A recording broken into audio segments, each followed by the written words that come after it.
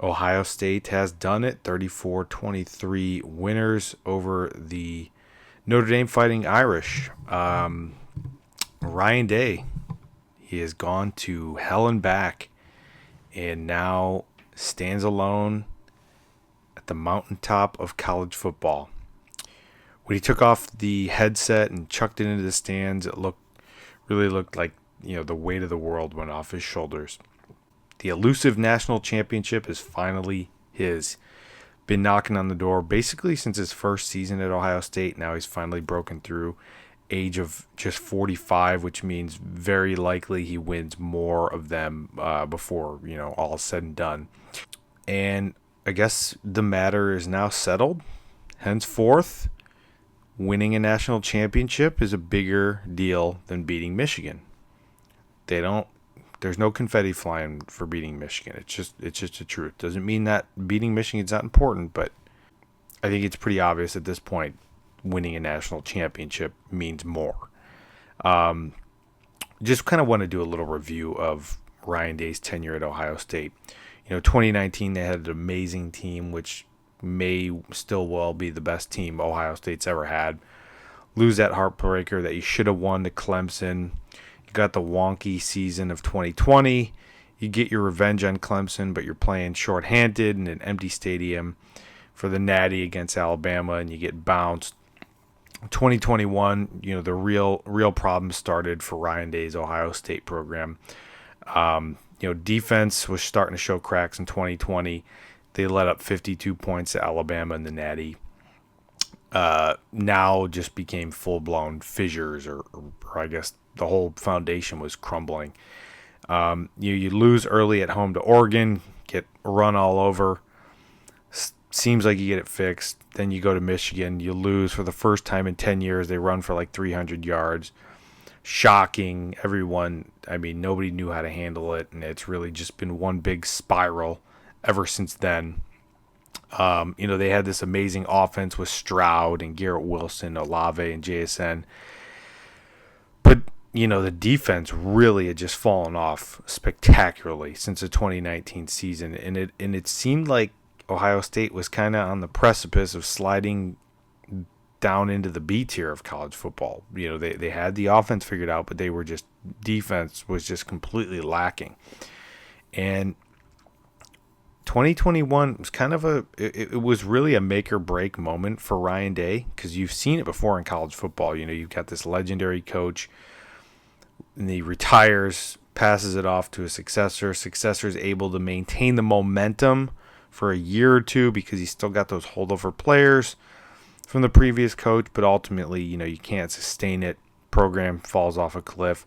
That's what Ryan Day was on the verge of after the 2021 season.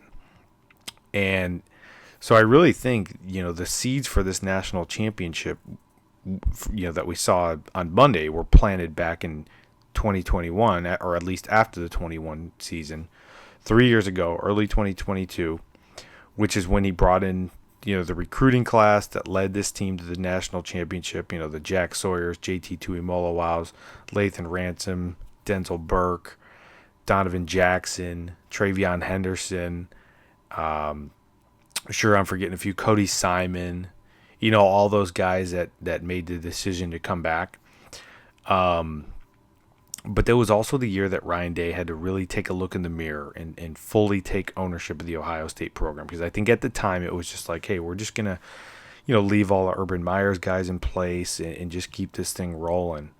But eventually, the game changes, the game evolves, and you've got to adapt. And Ryan Day has always been great on the offense. In 2019, it was pretty nice because he had Jeff Hafley as his defensive coordinator. He also had players like, Chase Young, Okuda, Jordan Fuller.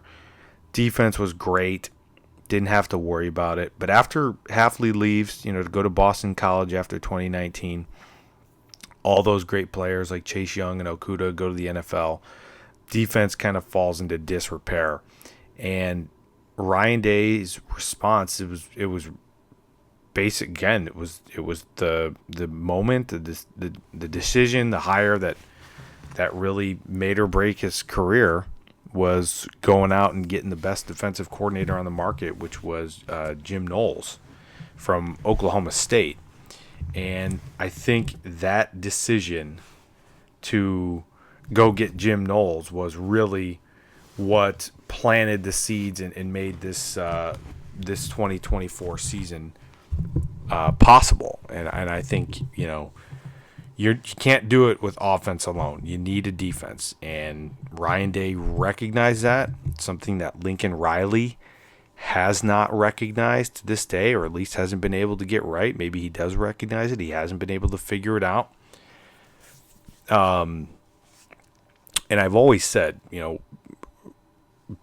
people, when you call Ryan Day, soft and all that stuff, the guy you're thinking of is Lincoln Riley. People get Ryan Day confused for Lincoln Riley, and I think at this point that's all gone, that's all done. But the reason is because Ryan Day understands you need a defense, and since he's an offensive guy, he had to go out and find somebody that could get that defense right, and they had the best defense in the country this year. 2022 defense improves under Knowles, and it's in its first year under Knowles. Still susceptible to the big plays. Cost the team big time against Michigan. Playoffs against Georgia. Georgia game, you're up, I think it was 14. They were up 38-24 in the fourth quarter. Blew the game. There was that questionable hit. No call targeting on Marvin Harrison. Kicker misses the 50-yarder that would have won the game. Georgia goes on to win the national championship over TCU, famously, 65-7. Ohio State, I thought they were better than Georgia that year. Probably would have done something very similar and would have won the national championship in 2022. It should have been Ryan Day's first Natty. About as close as you can possibly get to it, but you come up short. Jim Knowles, obviously some major improvements on the defense from what they were like in 2021, but still a lot of work to do. 2023, defense takes a big step forward. Offense, on the other hand, though, regresses significantly after Stroud leaves to go to the NFL. Kyle McCord, not a bad quarterback, but just not a guy that can be trusted in those big moments. He threw the early pick against Michigan. They turned it into a touchdown. You lose that game up in Ann Arbor 30-24. Then you lose to Missouri in the Cotton Bowl. Your offensive line basically just straight up 5 matadors. And 2024, really the make or break year. You get embarrassed in the Cotton Bowl by Missouri. You watch Michigan beat Alabama in the Rose Bowl. You watch Michigan with the confetti flying, winning a national championship. And it was like a minute after the confetti started flying that Quinshon Judkins said he was committing to Ohio State. And really cool moment with him scoring those 3 touchdowns in the national championship game this year. Will Howard had already been committed to Ohio State before that. The 2021 seniors all decided to come back after that. Everyone basically except for Marvin Harrison. And then, a few days after the national championship, Nick Saban retires. So then the portal opens up. That's where you're able to get Seth McLaughlin. Of course, not able to finish the season because of his torn Achilles, but still, huge part of the team. Won the Remington Award, best center in the nation. But then you also get, obviously, Caleb Downs, who was, probably the biggest. I know the transfer portal hasn't been around that long, but Caleb Downs was probably the biggest name, the biggest prize to ever, enter the portal. So you get him, and basically Caleb Downs is like the guy who you take to add to that core on your defense to really just take you over the top and make you the best defense in the country. We all know how amazing Caleb Downs is. Just the number of tackles that guy makes and just how many touchdowns he saves. And And then, of course, your recruiting class, headlined by Jeremiah Smith, the LeBron James of football. And I don't know if anyone other than maybe Ryan Day and Brian Hartline and Jeremiah Smith could have anticipated that just what a massive impact Jeremiah Smith would have on this team this year and basically becoming the best receiver in college football, maybe just the best overall player in college football as a true freshman. Just completely unguardable. And I mean, for a true freshman to make that play that seals the deal, and obviously throw from Will Howard, but for a true freshman to get open like that and make that catch and basically slam the door shut in the national championship is just like a storybook. It's just unbelievable.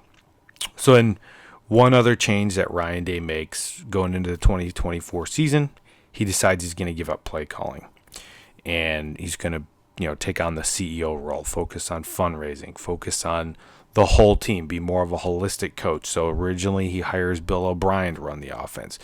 Bill O'Brien leaves after like 2 weeks to take the head coaching job at Boston College, which then leads to Ryan Day. I think Ryan Day had actually reached out to Chip Kelly about the head coaching job before he hired Bill O'Brien, and Chip Kelly turned him down. But then when O'Brien leaves, Ryan Day, does he circle back to Chip Kelly? I think so. And Chip Kelly says, fine, all right. And kind of an unprecedented move. Chip Kelly leaves as the head coach of UCLA to become the offensive coordinator at Ohio State. So now you got all the pieces in place. You got the A-list coaching staff. You got all the talent. You got all your senior experience. And you've got all your chips pushed into the table. And it's at that point, Natty or bust.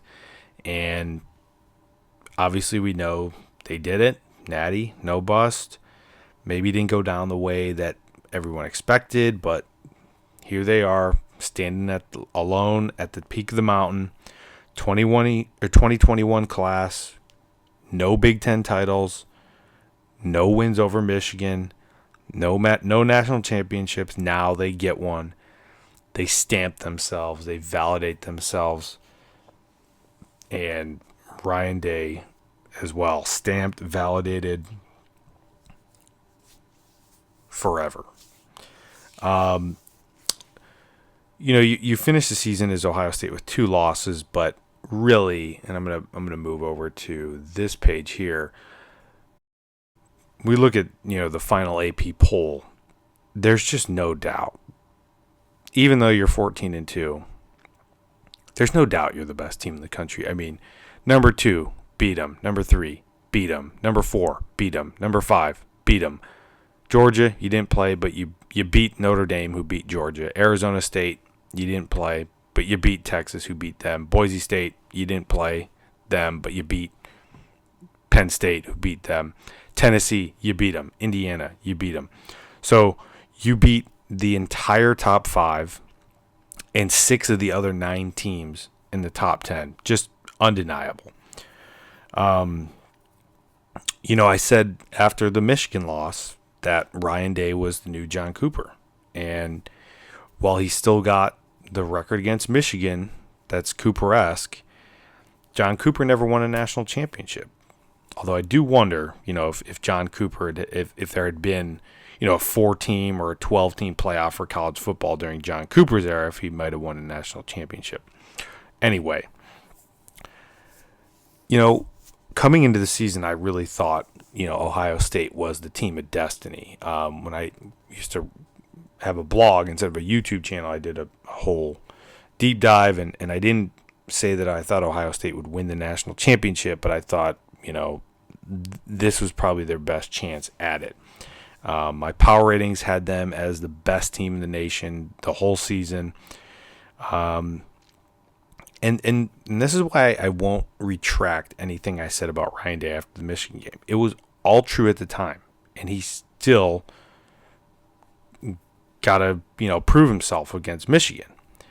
But I just knew how good this team was. And he himself has said every year, our three goals are to beat Michigan, win the Big Ten, and win a national championship. So by his own standards, they failed at that. But, you win this national championship, and it's like all is forgiven, right? And deservedly so.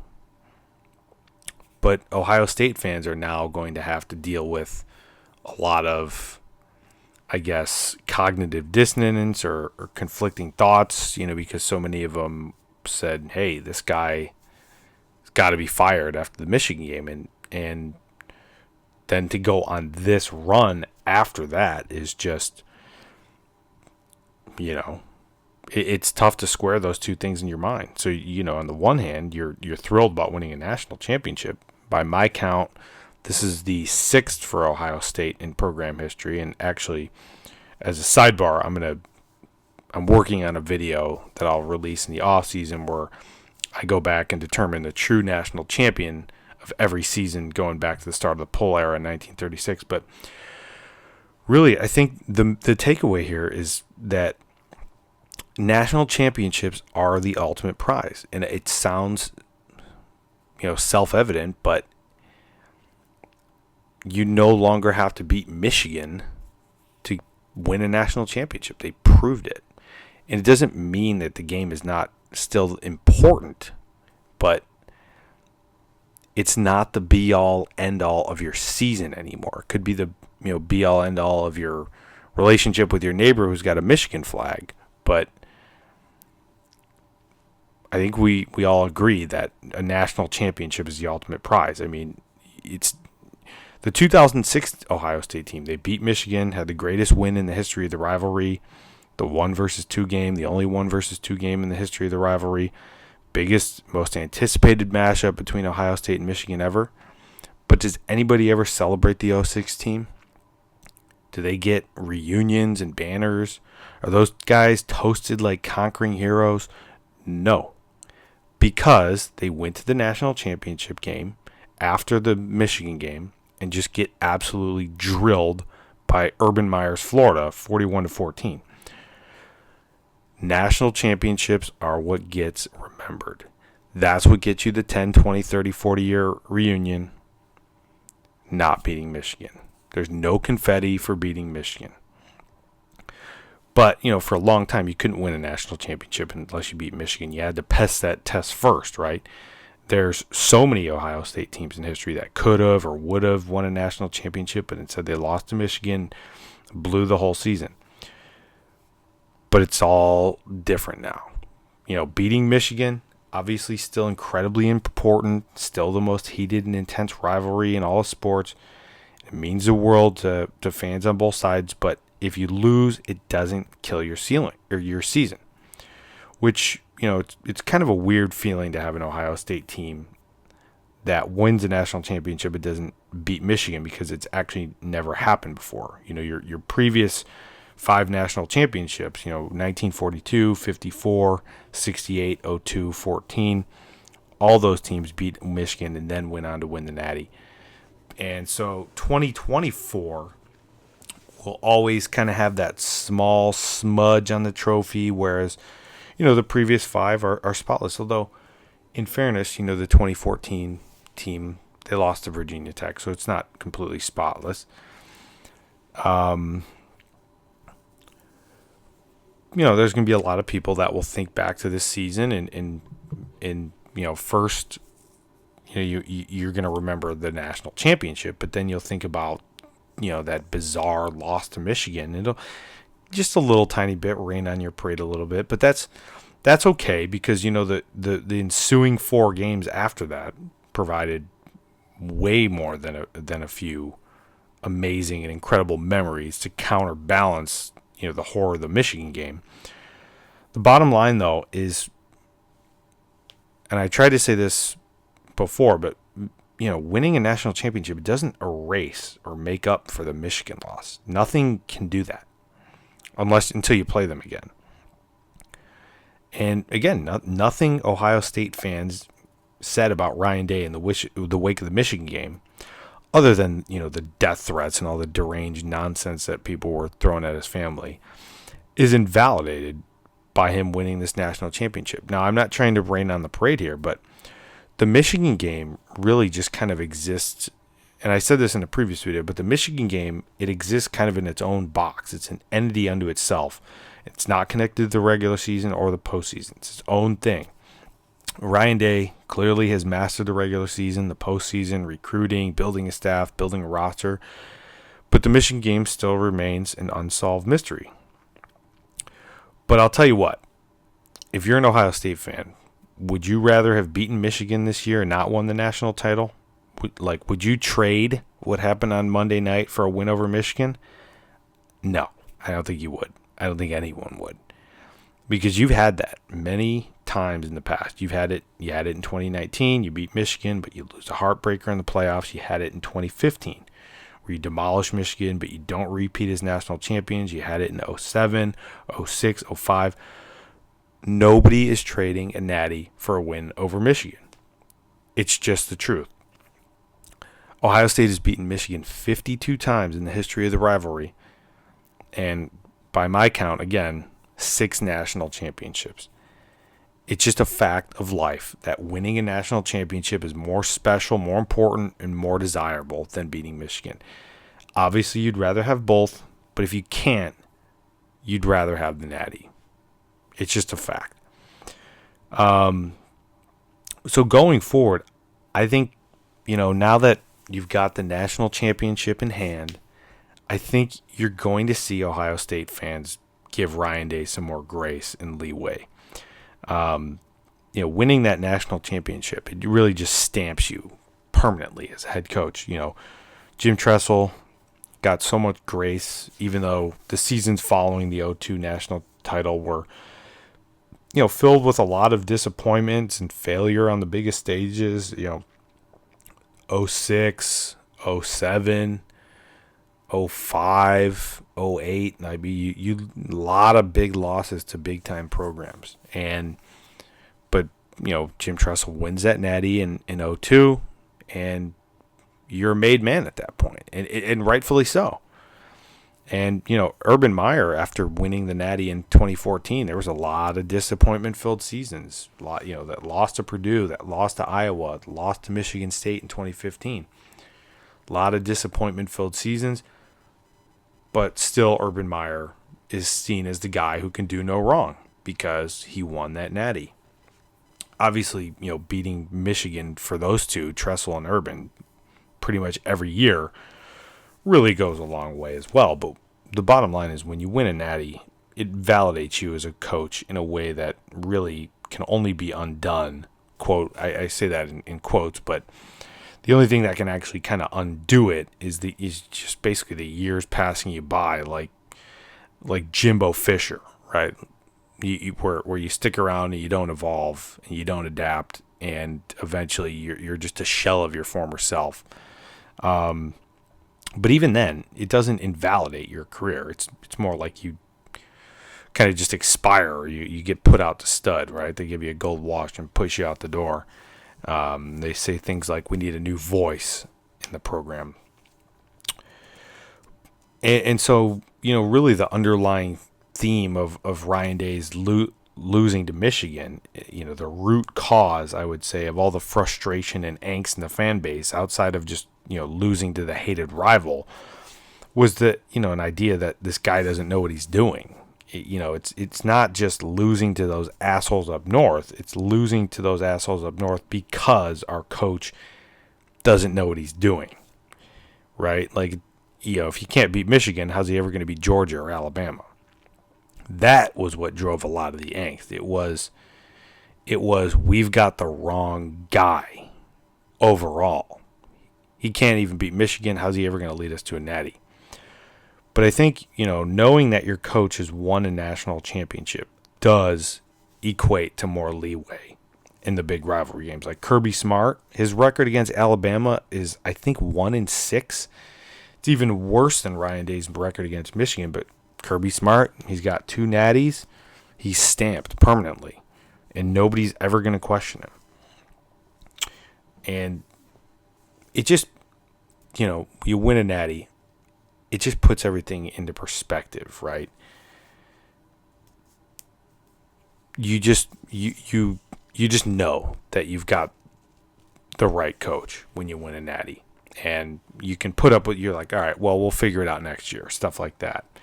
But Kirby basically loses to Alabama on a yearly basis, and he's fine.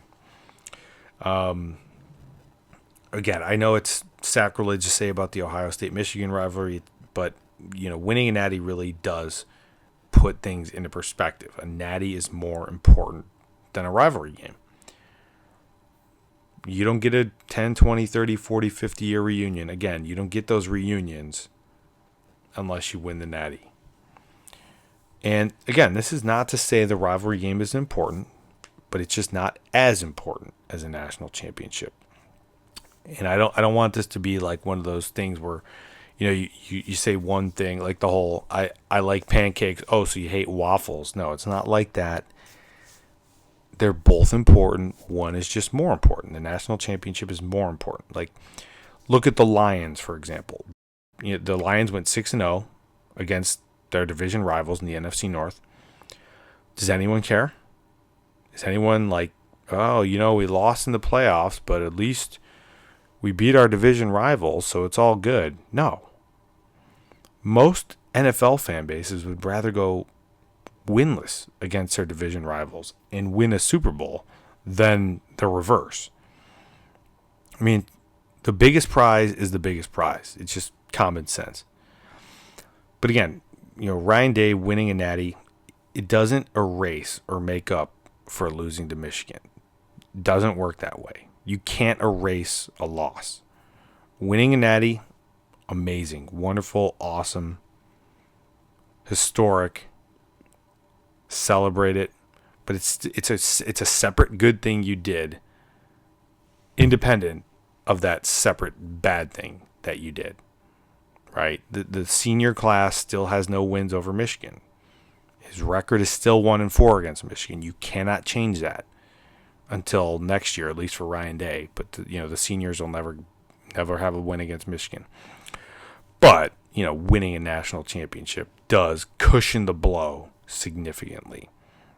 Like, the Michigan game is now more like well, that kind of sucked, rather than like, this is the end of the world thing, which I think a lot of Buckeye fans were feeling after that Michigan game. But personally, I think winning a national title will make Ryan Day kind of loosen up when it comes to Michigan. Maybe not put as much pressure on himself to win the game. I think the fan base will be more secure with him, knowing that he's genuinely an elite level head coach, and that you're just going to have to put up with it. It's something that he's going to figure out. That you can be confident in that now. It will never be as apocalyptic of a scenario now, because you got the guy. You got the guy that can take you to the promised land. I mean, he just went out there and basically conquered the hardest path that any team has ever had to face to win a national championship. Won the biggest possible prize. So there's no reason he shouldn't be able to beat Michigan. But again, remains to be seen. Quickly on Notre Dame. In my view, best Notre Dame team of the 21st century, no doubt, in my mind. Notre Dame, they've got better athletes than I ever saw under Brian Kelly. Like, I don't think they ever had a Jeremiah Love or a Great House. And another thing, Brian Kelly never won a playoff game. Marcus Freeman, 3 playoff wins. Notre Dame, they had a chance to win this game. Obviously, they're getting blown out 31-7. They storm back. They really made Ohio State sweat that game out. And maybe if Notre Dame wasn't so banged up, could have gone differently. But I do also think at the same time, Ohio State maybe lost their focus after they went up 31-7, expected Notre Dame to just kind of throw in the towel, and they didn't. I mean, you can't expect that. But you still hang on for the win. Brian Kelly, though, would have been praised for losing this game. They would have said, "Oh, what a valiant effort by Brian Kelly. He's doing everything he can," because for some reason, when Brian Kelly was at Notre Dame, the media treated him like they were Boise State, like some plucky G5 underdog Cinderella team that defying all the odds, and they lost, but it's still a moral victory.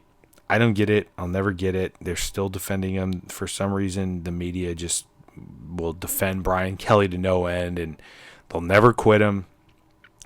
To me, it's pretty clear that Notre Dame upgraded at head coach with Marcus Freeman. Now I kind of want to pivot to just more of a big picture view of the whole sport of college football and kind of where things stand after the first 12-team playoff. Biggest takeaway, depth and talent, obviously, but that's what got Ohio State this championship. Depth and talent. I mean, undefeated every time. That's what wins. Depth and talent, but also senior leadership. You've got to navigate a longer season now. 4 do or die games, maybe 3. And I think Michigan really laid out the blueprint for this last year. But I think, when you think about football, it's a copycat league, or it's a copycat sport, and everyone's going to be trying to replicate this now. I mean, Ohio State, again, they replicated kind of what Michigan did. Bring back all your seniors, have that edge in experience, right? Because it goes a long way. I mean, when you've got, if you got 22-year-old 4-stars going up against 19-year-old 5-stars, 22-year-old 4-stars are going to win. There's a lot of body development that takes place between the ages of 18 to 22. You guys are stronger. They've been around the block. They're bigger. They've been at a major college football program, strength and conditioning for multiple years. It makes a difference. It makes a difference to have older guys on your team. Obviously, you still need the talent and the depth, but veteran experience, it matters. And I think you're going to see a lot of teams trying to do what Ohio State did with, devoting a lot of your NIL resources to bringing your seniors back and having that experience on the roster. Because, I mean, the blueprint is pretty well laid out now. 12-team playoff. Another takeaway, it's going to be really expensive to win a national championship. It's going to restrict a lot of programs from winning championships. It's really going to separate the haves from the have-nots. And I know, there's going to be some regulation of NIL and the transfer portal coming down the pipe, but I mean, it costs Ohio State a lot of money to bring those seniors in, to bring Caleb Downs in, and Judkins and Downs, and even getting a Jeremiah Smith that he didn't come for free, and that's just the way of the world now. I mean, every player has a price tag now. If you don't pay it, somebody else will. But really, setting aside Ryan Day's struggles against Michigan, for him to keep this team together after the Michigan loss, and going back to the offseason and bringing in Chip Kelly and keeping all these players together, and the recruiting classes that he pulls in, I mean, this was truly a big accomplishment. I mean, and he's had to navigate it all. Urban Meyer never had to deal with an environment like this. Jim Tressel never had to deal with an environment like this. And Ryan Day is a first-time head coach with the sport undergoing more changes than it's ever undergone. The playoff expanding, NIL portal. I mean, rosters are going from 85 to 120 now. I mean, building a culture despite all the transience in the sport now. I mean, and then you got to manage the games themselves. It's almost an impossible job, especially when you have a fan base like Ohio State. You know, every coach, Tressel, Urban Meyer, each, they've all got their own challenges to deal with and overcome. But this landscape that the sport is in right now, that Ryan Day just navigated to the promised land. I mean, it's a massive accomplishment. It's truly big time. And now Ryan Day's got the same number of natties as Urban and Tressel. And I think also the more remarkable accomplishment for Ohio State is that each of their last 3 head coaches now has won a national championship, which really just shows you the tradition of excellence at Ohio State. And it runs even deeper than just who the head coach is, which is something that very few programs can say. I mean, it's one thing for your program to go on these great runs under a head, this legendary head coach, and then be mediocre every other year when you don't have those legendary head coaches. But when you go 3 for 3 on natties with your past 3 coaches, that's special. They've even actually had 3 separate athletic directors for all 3 national championships as well. And I think that speaks to, the enduring power of the Ohio State brand, the fan base, the alumni network, the boosters, the donors, the university itself.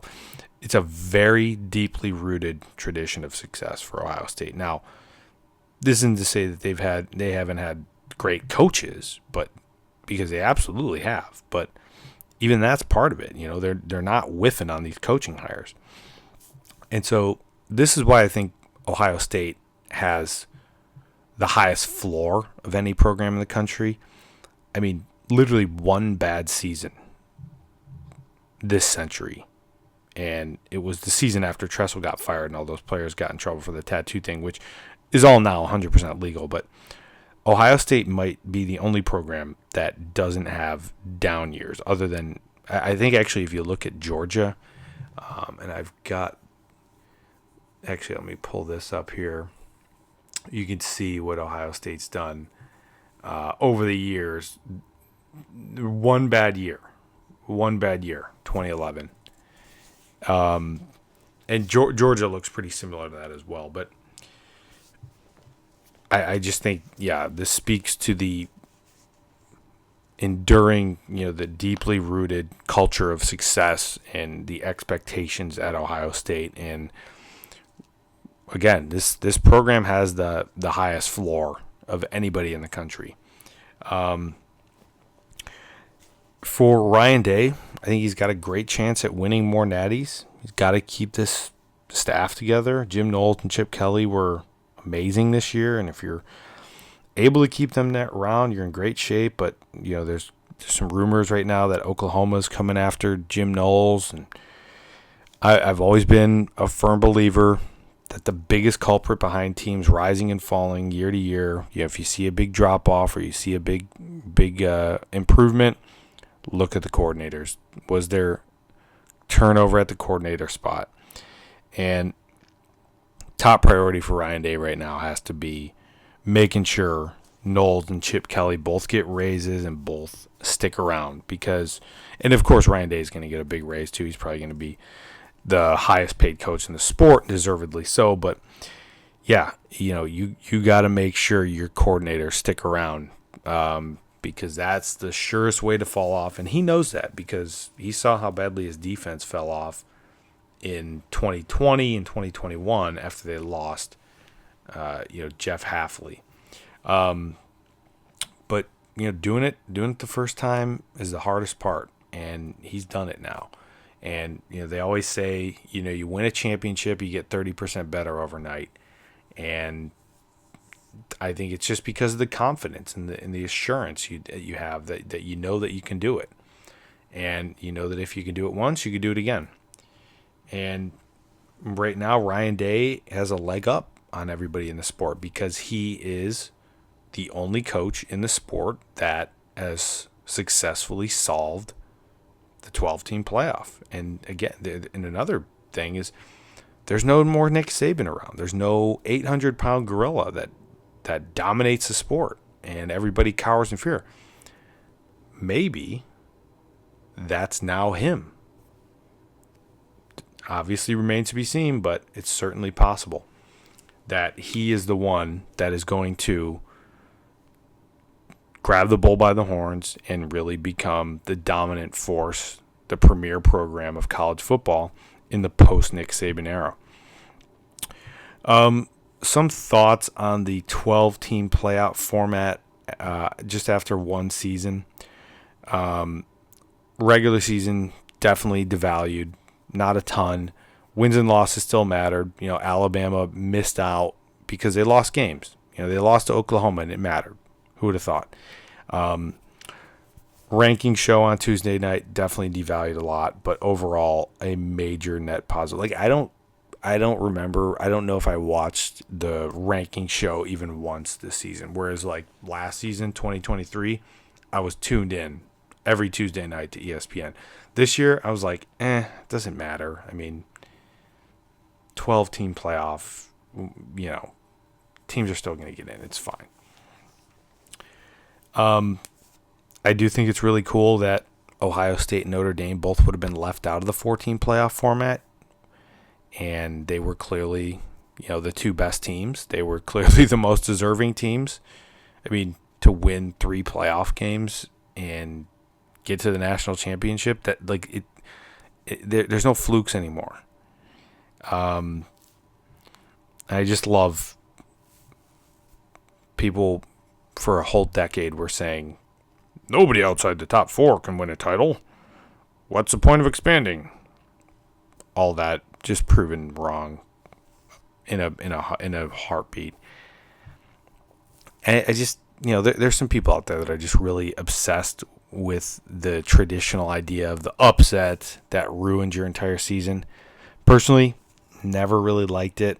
I thought the BCS and the 4-team CFP formats were way too punitive. Overall, I just want to see it settled on the field. I don't care if I don't care about your hypotheticals. If this team would beat that team, I want to see it happen. I want you to prove it. Because turns out we don't actually know. Hypothetically, did anybody think Notre Dame was going to beat Georgia? I'm sure a lot of people who actually looked into the numbers and saw that Georgia was massively overrated this year thought it was going to happen. But hypothetically, Alabama was going to beat Michigan in the bowl game, and they didn't. You just don't know. They need to prove it. They need to prove it on the field. I'll never, ever say, you'll never convince me that making teams prove it on the field is undesirable. I want them to prove it. I don't care. The BCS was ridiculous, and it just makes me think of how many wrongful champion or undeserving champions there were of the BCS era, and now maybe even of the college football playoff era, the 14 playoff era, I should say. Every year they expand it, it justifies it. They expanded to 4 teams in 2014. 4 seed wins it immediately. They expanded to 12 teams this year. 8 seed wins it. So prove it on the field. Prove it on the field. You'll never convince me that expanding the playoff was not a good idea. And both times, too. 2014 and now 2024. You'll never convince me that those are bad ideas. Now, I do think, there's a point where expansion becomes too much, and unfortunately, because greed drives American sports rather than what's actually good for the game, the bigwigs are going to eventually expand this thing beyond its optimal size. Sadly, it's inevitable. It's going to happen. They're going to see the dollar signs, and they're going to be like, a cartoon character with dollar signs in their eyes, and they're going to push this thing. I think 12 is a great number. I think 16 is pushing it. I'd be okay with 16. I could live with it. I'm not going to kick and scream too much if they go to 16. But it does feel like a little too much. But you look at the FCS level, they're already at 24, which 24 that's just absurd to me.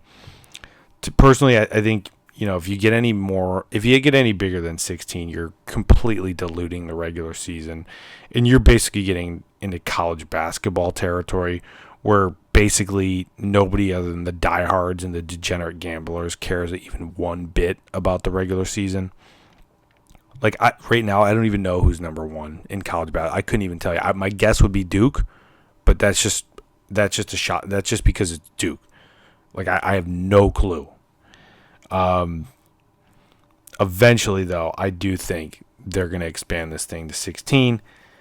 Anything past that, though, I'm gonna start kicking and screaming. That's going to be my Boston Tea Party moment where I'm in open revolt against college football. But not something we need to worry about right now. Another thing, the seeding's got to change. I've talked about this in the past. Buys for only conference champions, that's got to stop. That's clearly wrong. And I think they are talking about that currently. This article from ESPN is talking about they're still open to making tweaks to the format for 2025, which I think is good news. It says nobody's pushing hard for the 14-team bracket, which is good news. Wasn't an in-depth discussion of the seeding process, but there were talks held about the value of having the 4 highest-ranked conference champions earned for. So they're already talking about it. I think that's going to be a change that they make. Overall, though, huge success for the first year of the 12-team playoff. College football finally, at long last, has a proper playoff and is no longer, 60 years behind all the other major American pro sports. But the bottom line, settle on the field. I don't want to hear about your hypotheticals. Settle on the field. Prove it on the field. So that's going to be it for this video. Congratulations to Ohio State. They earned it. Definitely the best team in the country. Congratulations to Ryan Day. He earned it. Silenced a lot of the critics. I think Michigan loss is a lot easier to live with when you got the national championship trophy. And I know there's going to be some people that don't want that to be true, but just admit it and enjoy your national championship. You won. That's going to do it for this video. If you enjoyed, please hit a like and subscribe to the channel. And we'll see you in the next one.